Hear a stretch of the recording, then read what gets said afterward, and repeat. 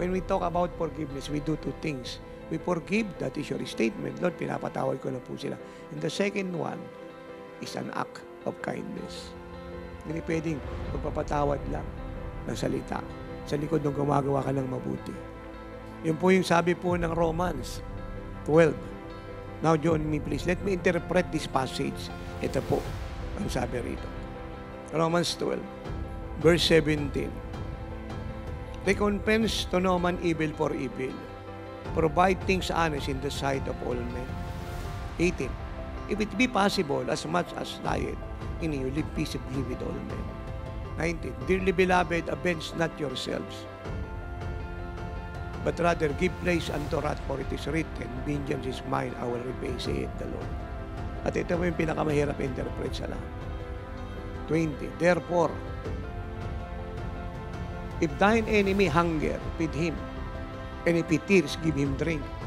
For in so doing, you shall heap coals of fire on his head.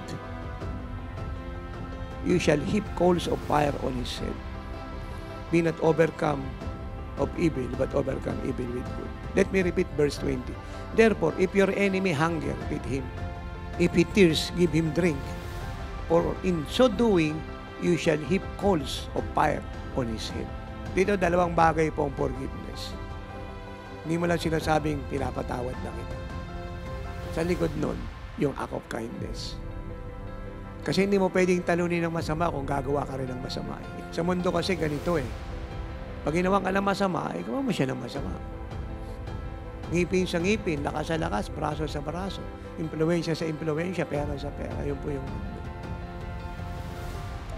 Binato ka ng bato, batuhin mo ng truck. Yun po yung mundo. Sabihin, gawa mo siya na mas pangit pa para malaman niya kung sino ka. Yun po mundo. Sa Lord, hindi gano'n. Ginawa ka lang masama, gumawa ka ng mabuti. Talunin mo yung masama sa paggawa ng mabuti. Kaya yung unang forgiveness, sinasabi mo, pinatatawad ko na itong tao. Yung ikalawa, gumagawa ka ng act of kindness. Pag siya'y nagugutom, pinakakain. Pag siya'y nauuhaw, pinapainom. Pag wala siyang kasuotan, binibigyan. Pinapadala mo siya ng gift. Yan ang pinakamagandang gawin sa kaaway mo. Gusto mo maging friend yung kaaway mo, padala mo ng gift. Mahalin mo siya. Tapos, yung away niyo, magiging best friend mo siya. Nasubukan niyo na yon. Ayaw ka naman mag-pray na makaranas kayo ng pangit na bagay para magpatawad kayo. Pero ang dadating, subukan niyo po siya.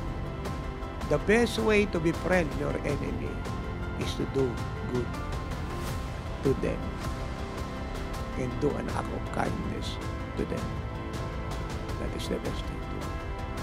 Kaya two things po yan eh. Yung una, statement, I forgive. Ikalawa, act of kindness. That is how you overcome evil with good. Binibigyan natin Lord ng pagkakataon na ibindicate tayo, ipaghiganti tayo. Hindi tayo maghiganti sa sarili natin siya. Now, let me interpret verse 20. Therefore, if your enemy is hungry, feed him. If he thirsts, give him drink. For in so doing, you shall heap coals of fire on his head.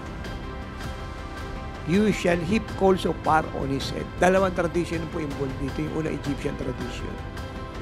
Yung mga Egyptian, pag sila po yung magsisisi ng kasalanan, meron pong coal.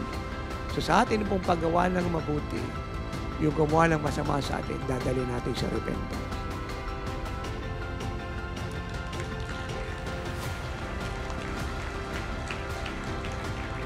Sa Egyptian culture, it means repentance.